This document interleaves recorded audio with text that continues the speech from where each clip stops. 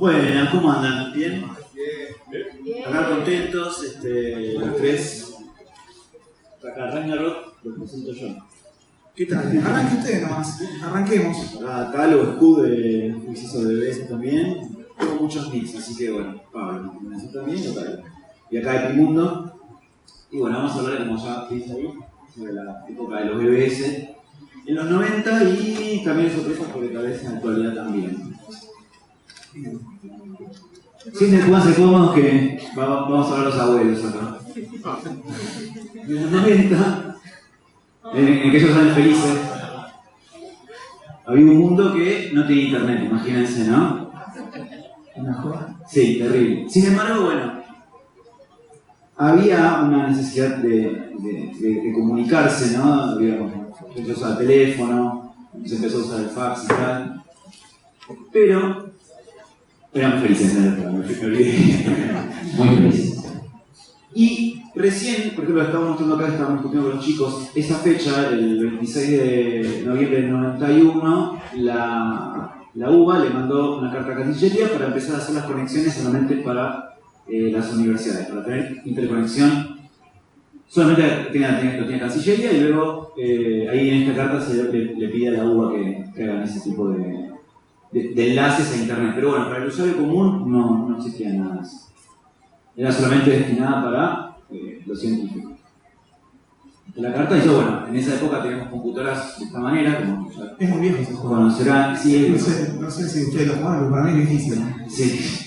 Es de la Segunda Guerra Mundial. Es de la Segunda Guerra Mundial. Sí, más o menos, cuando terminó la guerra, hicieron en el 45. En el 45, sí. Después de Yalta, después de la reunión público, se hizo ese juego. Bueno, ahí empezamos. Entonces, la única forma para que nosotros tengamos información sobre nuevos programas o novedades sobre informática o cualquier tipo de material que queríamos aprender, eran a través de las revistas o boca en boca, obviamente, alguien que pasaba un programa, te contaba cómo funcionaba tal o cual cosa, además de jugar a los juegos y piratear, como nos habrán hecho acá.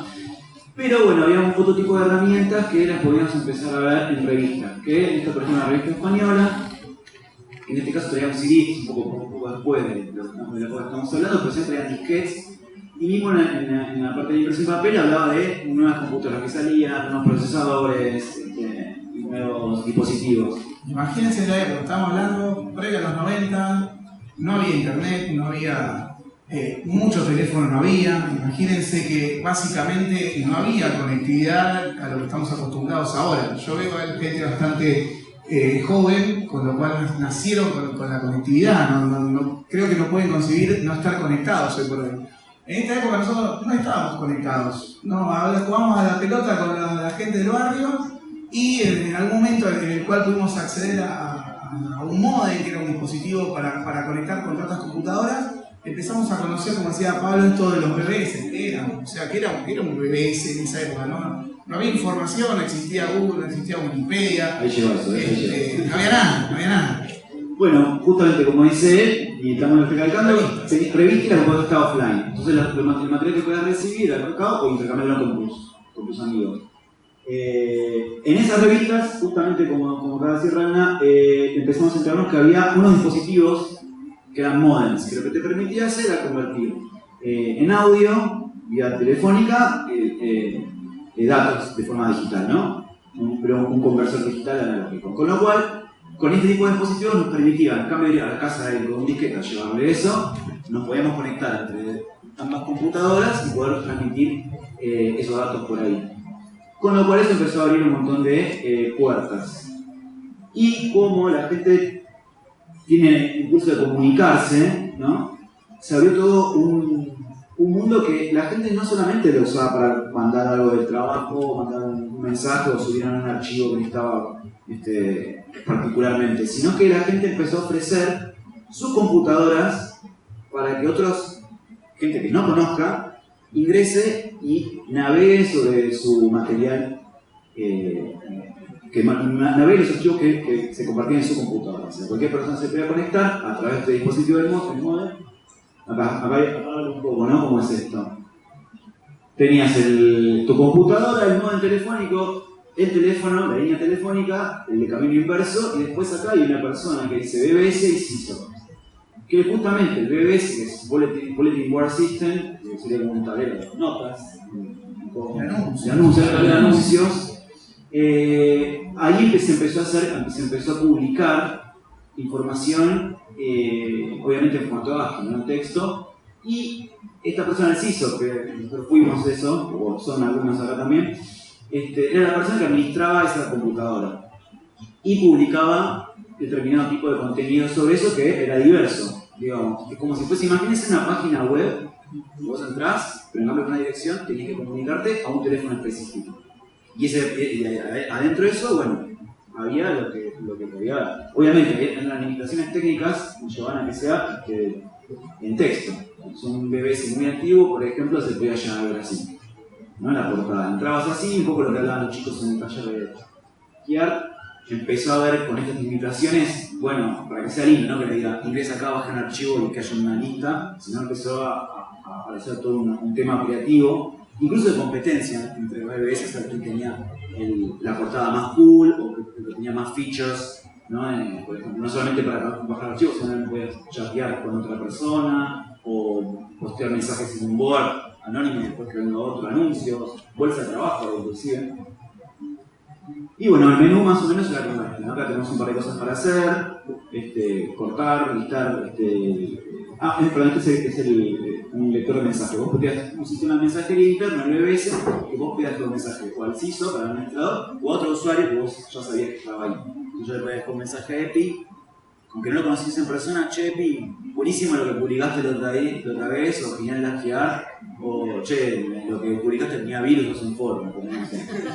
Me tuve que formatear la mano. Perdón. Claro. O si era gente que tal vez conocía, porque esto, tengan en cuenta que tenía un contexto regional, digamos, no era que se conectaba a alguien de otro país, era muy raro, era una llamada local de teléfono. Entonces, la cuestión que en ese circuito de gente que podía estar conectada, no debería pasar los 10 o 15 kilómetros, no recuerdo cuándo era el límite de la larga distancia en esa época, pero básicamente era gente que usualmente vivía cerca. Quizás eran gente del mismo barrio, de la misma ciudad, digamos, en ese contexto de llamada local, por así decirlo. Entonces por ahí podías conocer a algún vecino y como decía él, le dejabas mensajes a ese vecino, che, dejaste la ropa colgada, llueve y esas cosas raras que se podían hacer, que hoy se hacen por grupos de WhatsApp en los grupos de consorcio de edificio. Bueno, esto era un poco más antiguo, pero cumplía su función también, ¿no? Sí, totalmente. Y además, justamente con el tema de la regionalidad, era un limitante. Por ejemplo, había BBS que estaban en Mar del Plata, había un par que estaban a larga distancia, pero eso nunca me conectaba. O muy rara vez, porque si no, mi madre que estaba por ahí, claro, le venía discriminado la larga distancia. Ya gastaba mucha plata en teléfono, porque si bien era CISO, no estaba todo el día esperando que alguien se conecte, sino uno se conectaba a otros y también hacía propaganda de su propio contenido y tal. Bueno, para eso había cosas muy interesantes, ¿no? Antes en el teléfono vos podías saber con la característica en qué zona estaba puntualmente de la ciudad, ¿no? Por los primeros números, eran 3 en ese momento, pero no estaba el 4 todavía. Entonces yo me pasó, porque en mi caso particular, me fijé los que estaban cerca de mi casa. Yo estaba en Lugano en ese momento y decía, bueno, porque tienen ciertas características, son del barrio, o de barrios aledaños. Y ahí, con más interés, hablaba con los pibes, decía, che, nos juntamos a la tarde y intercambiamos archivos, porque piensen que para mandar un disquete entero, por estos modelos voy a tardar 1 hora, ¿no? Más o menos, un poco más, tal vez, un poco más, dependiendo de la calidad de la conexión y la velocidad del modem que tenga. Con lo cual, era muy copado si vos ibas a la casa de alguien con un montón de disquetes o con un zip drive o lo que sea, con un disco o lo que sea, y te copiaba todo su contenido y ahí como que mergeaban los contenidos entre los bebés. ¿Era legal eso?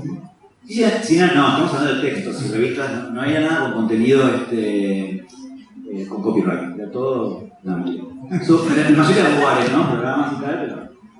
Y bueno, justamente, ¿qué pasaba? Yo, por ejemplo, para conocerlo a los bebés de los chicos, si no me lo encontraba en una reunión, en una flash party o en una juntada nerd, o que un amigo me lo haya dicho, no sé qué, yo no podía, con gente que no estaba en mi grupo, en mi círculo, no podía saber a dónde llamar. Como que no había un público, vos buscabas. Era como yo te digo, bueno, tenés internet, pero ¿a dónde voy? ¿A qué página voy? No lo sabés. Con lo cual, Alejandro Sicula, loco, que ahora es muy conocido por Alejo Valentina. Él se tomó el trabajo de hacer, o fue uno de los primeros, puso varios, un directorio, una lista de los BBS que voy a aplicar ahí, o el tipo te encontraba y te ponía, chequeaba que estaba online, tal vez hablaba con vos y te ponía una lista. Y esa lista se volvió como una lista universal de qué lugares, qué computadoras te podías conectar. Y ahora voy a pasar el teléfono.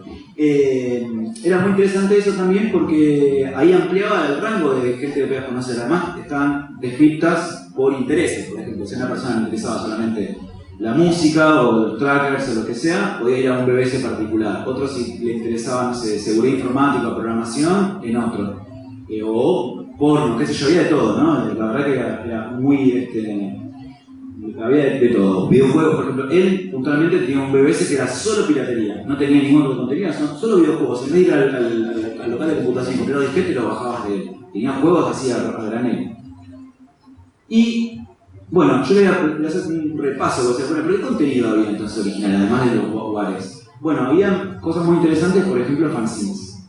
Fanzines de todo tipo, de magia negra como hablamos hoy, de, no sé, publicar el manual anarquista o lo que sea, pero también había contenido local muy interesante. Y esta, por ejemplo, es una revista de hacking que es de marzo del 94.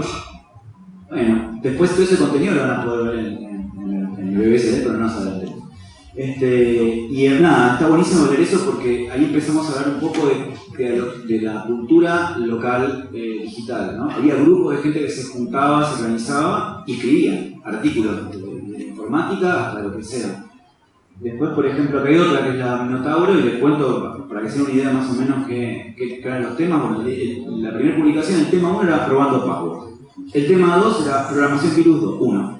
El tema 3, programación virus 2. Evadiendo TBAP, que era como el antivirus de ese momento. Ocultando virus troyano.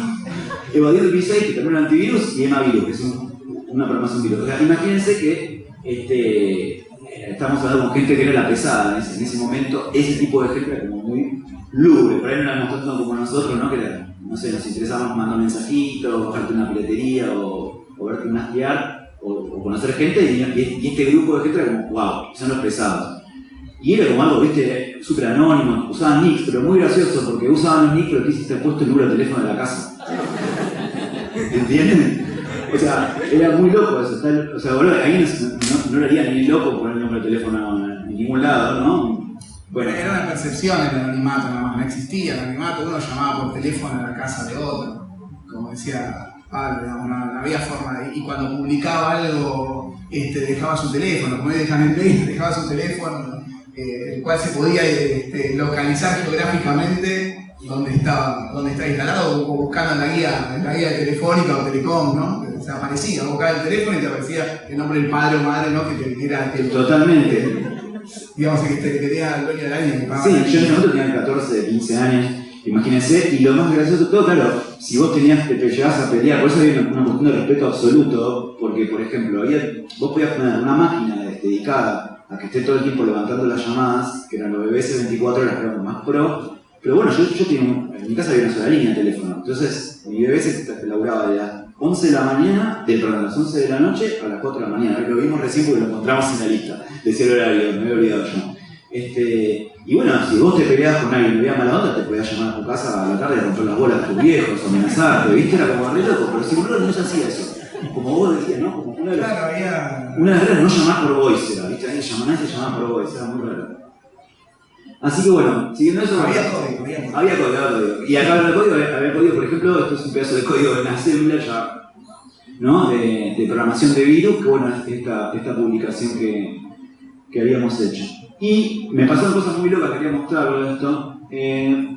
Sí, había usuarios de todo tipo, ¿no? Que te entraban, ¿no? No sabías quién era la gente que entraba, que yo en un momento me hice amigo de un programador, por acá, no sé quién es todavía, pero era el autor de un virus argentino que me dijo, che, probalo.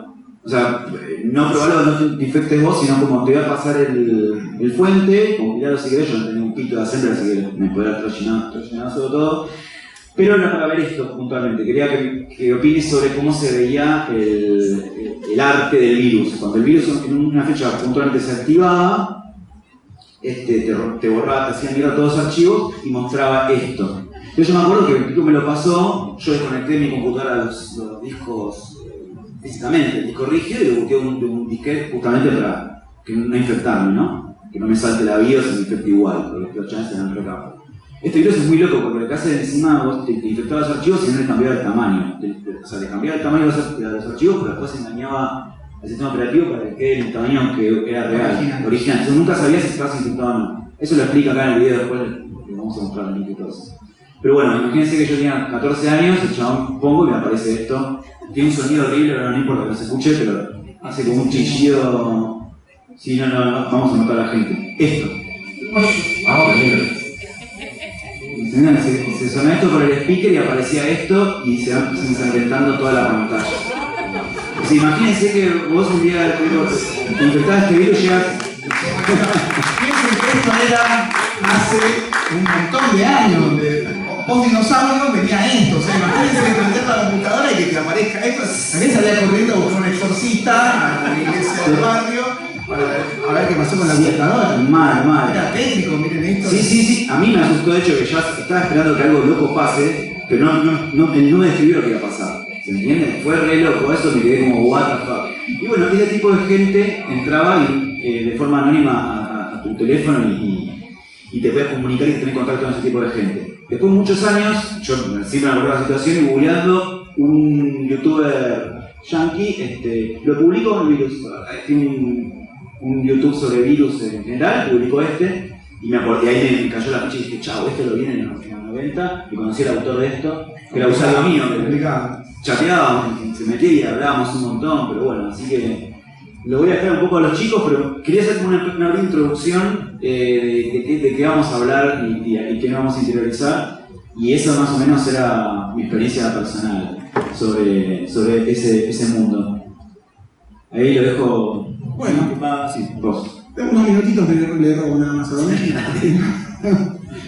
Bueno, más o menos para seguir la línea, la idea era contarles un poco a ustedes esto, cómo fue la movida en esa época. Había un contexto histórico complicado, fue época de los 90, una explosión de importaciones, entonces llegaban los modems por ahí más baratos, se podía empezar a acceder. Esto empezó obviamente como un hobby. Nosotros no somos de la generación de los primeros que tuvieron BBS, que fueron los que fueron a Estados Unidos, trajeron un modem de muy poquita velocidad, de 2400 baudios, que ellos fueron los primeros que conectaron BBS. Nosotros somos como una segunda generación de eso, por así decirlo, pero tuvimos la suerte de estar con ese apogeo donde en ese contexto, si bien había un gran porcentaje de BBS, de sistemas que eran muy de hobby, había empresas. En ese momento existían un montón de BBS que tenían múltiples líneas. Imagínense en esta época uno podía chatear en simultáneo con una persona, porque llamaba punto a punto a una computadora, pero esa gente que ya tenía una empresa y hacía un negocio a través de eso, tenían, no sé, 10 líneas en el cual vos te conectabas y podías estar en simultáneo con 10 personas. Es una cosa de loco para esa época. Ahora es algo totalmente normal, digamos. Pero en esa época chatear con 3 personas al mismo tiempo, lo hacías, no sé, en el kiosco, que te veías a 3 al mismo tiempo, pero digitalmente no, era imposible.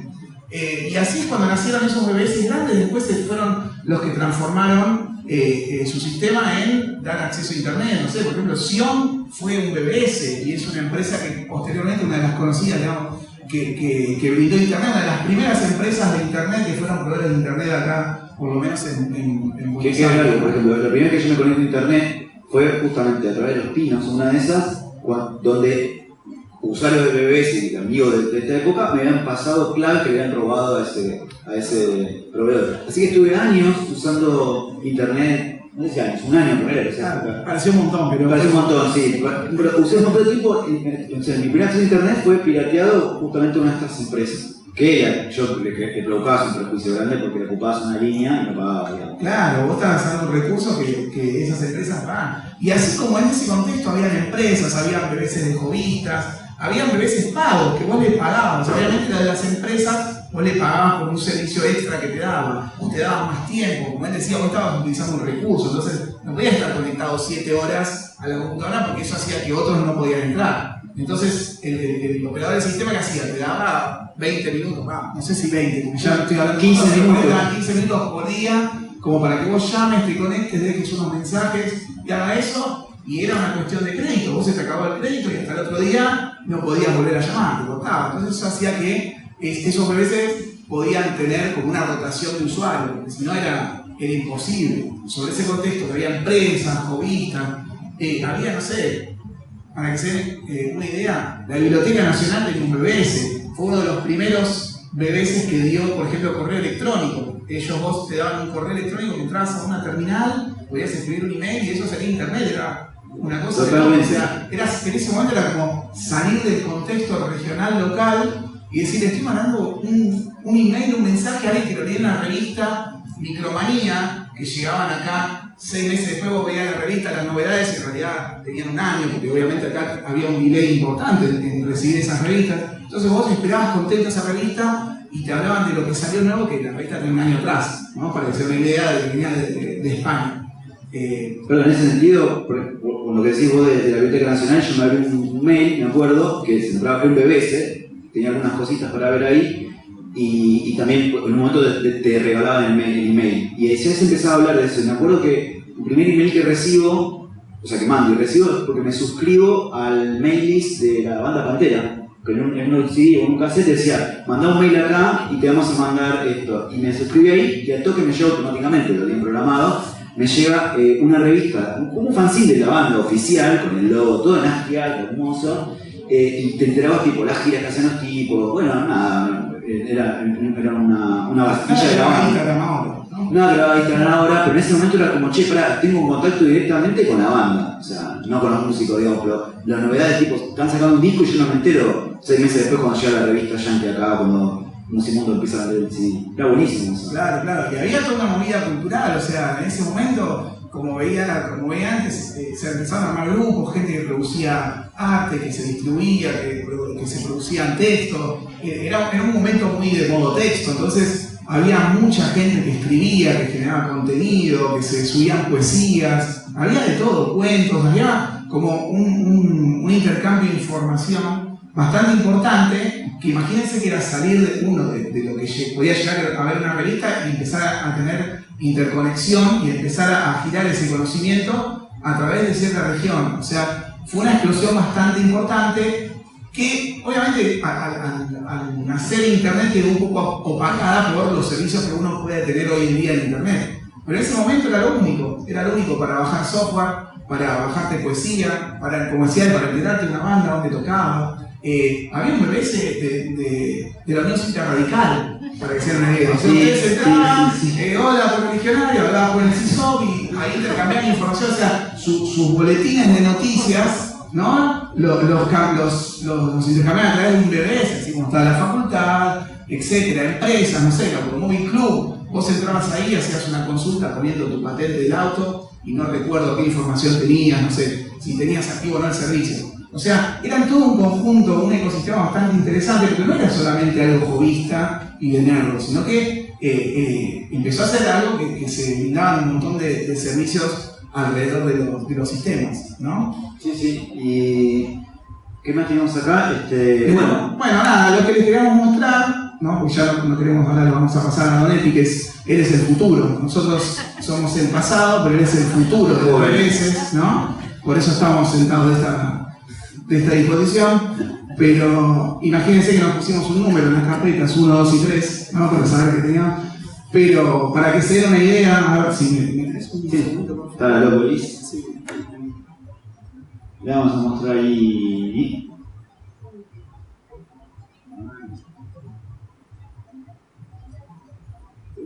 Con toda la lista que es el directorio de teléfonos. Claro, imagínense, a ver si van a llegar a ver desde ahí. Pero esto era para nosotros, sí. Esto era para nosotros las páginas doradas, el Google de esa época, era el directorio en donde uno se sentaba en la computadora y decía a dónde quiero ir, ¿se entiende? De esa época, ¿a dónde puedo llamar ¿Y con quién me puedo llegar a encontrar si llamo a un BBS? Pero esto es una lista de 24 horas. Claro, estas eran BBS, o sea, el loco, ¿no? Que hacía Sergio Valentina, él hacía esta recopilación de sistemas en el cual no ponía, perdón, los BBS, qué horarios tenían, su número de teléfono, como decían, a qué estaba orientado, que había de todo. Facultad de Medicina tenía su propio BBS. Claro que Facultad de Medicina está bueno porque te permitía chatear con demás. Claro, tenía multilíneas.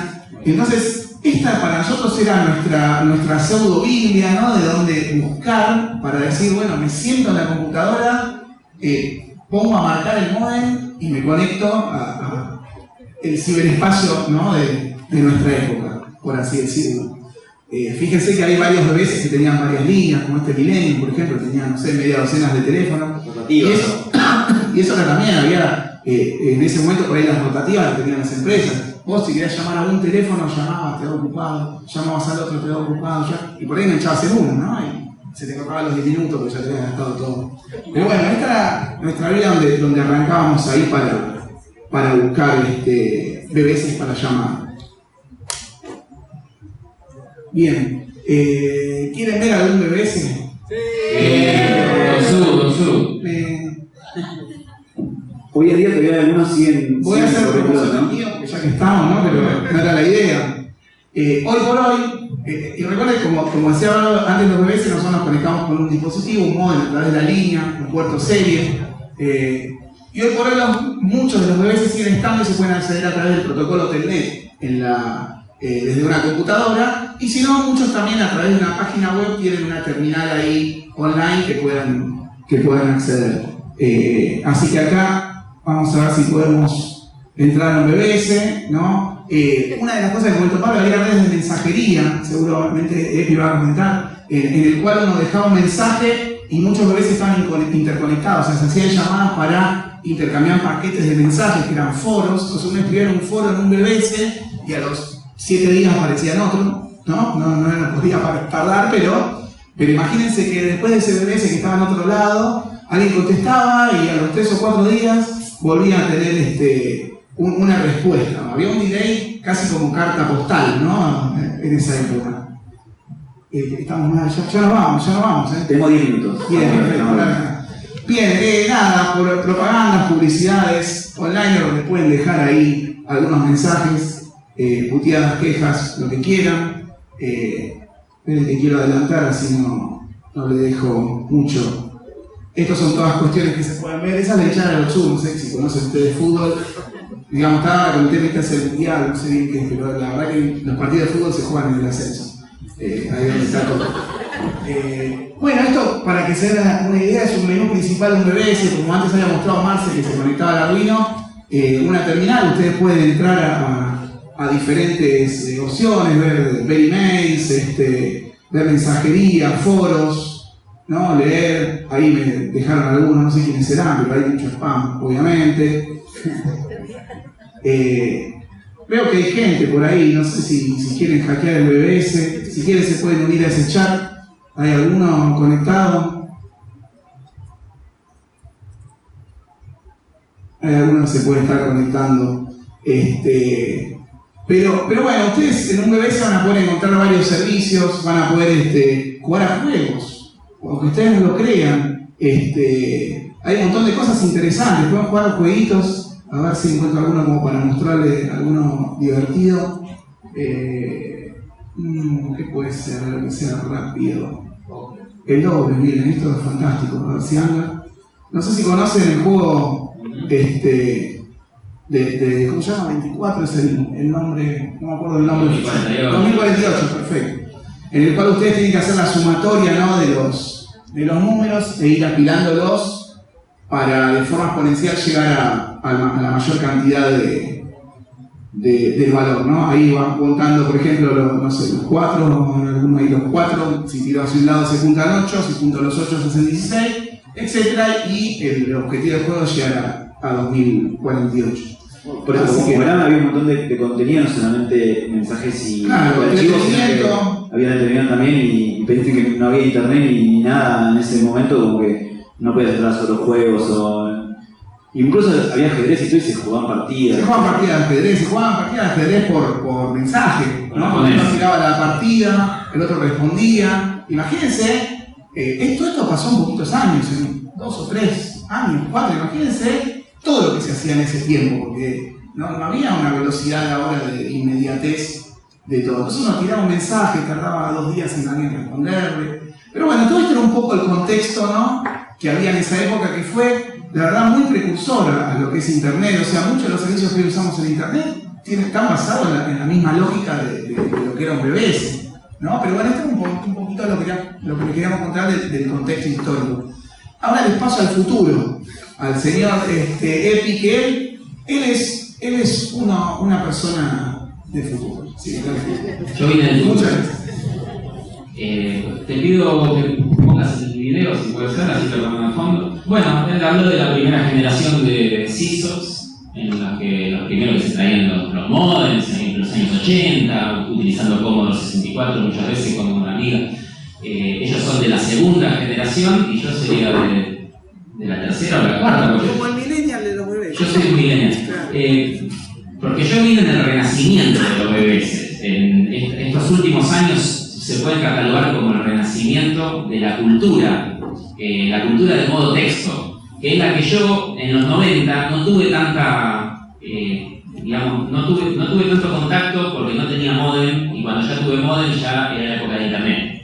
Pero fui a casa de amigos, me conecté a algún par de BBS y eso, pero a mí me llegaban a través de las revistas estas que comentaban, PC Manía y eso, llegaban todas cosas bajadas directamente de los boards, de los BBS enteros, y llegaban estas publicaciones en modo texto, con esta estética, que es parte de lo que a mí me conmovió en los 90 y que yo seguí conservando, y ahora me considero un groupie. Un groupie del BBS. Sí, es un estilo de vida. Es un estilo de vida. Yo para mí son rockstars, directamente.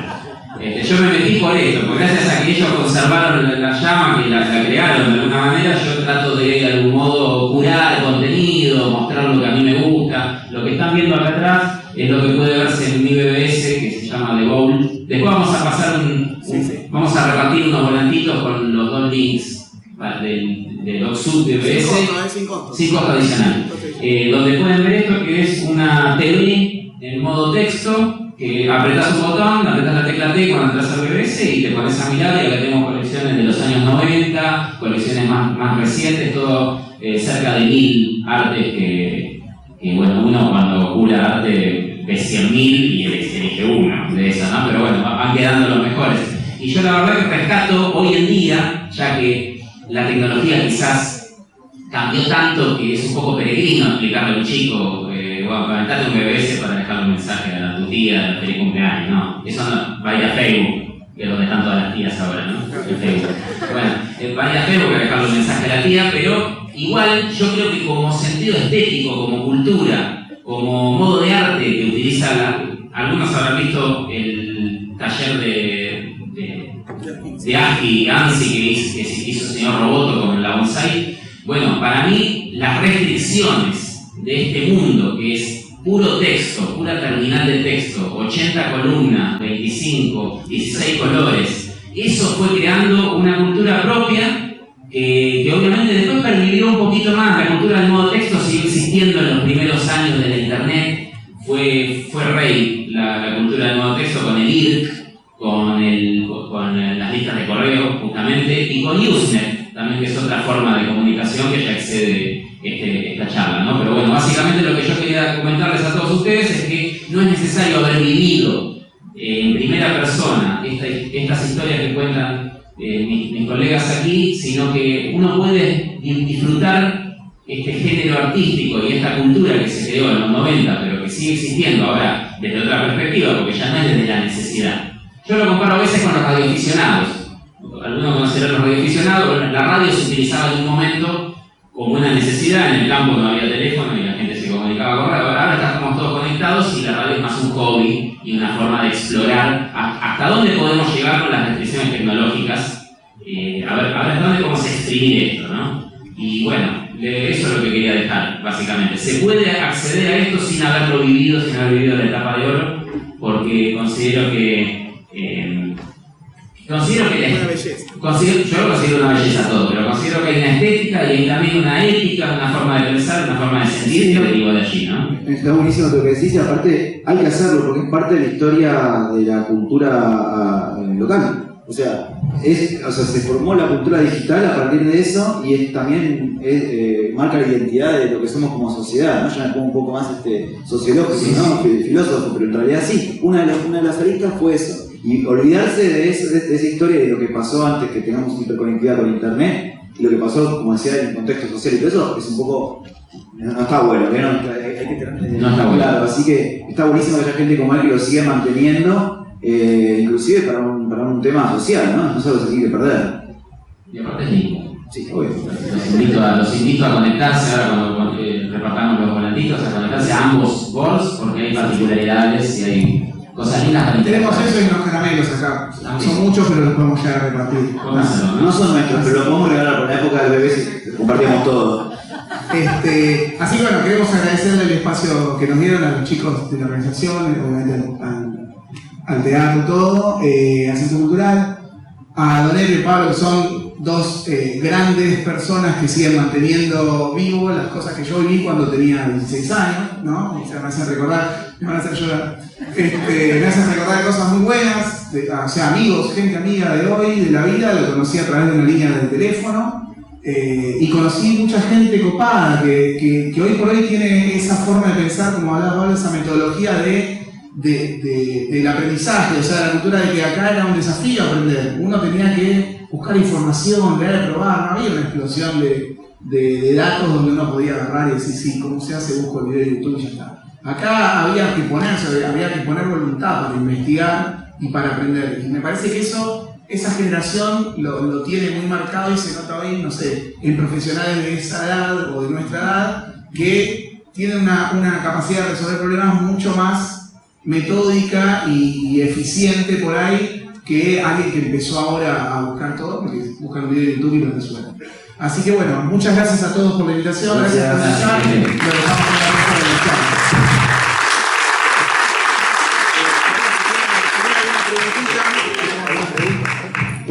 Tenemos que ir medio rápido, pero Que nos echan, pero si por ahí... si no vamos a quedar por ahí. Sí, nos parece...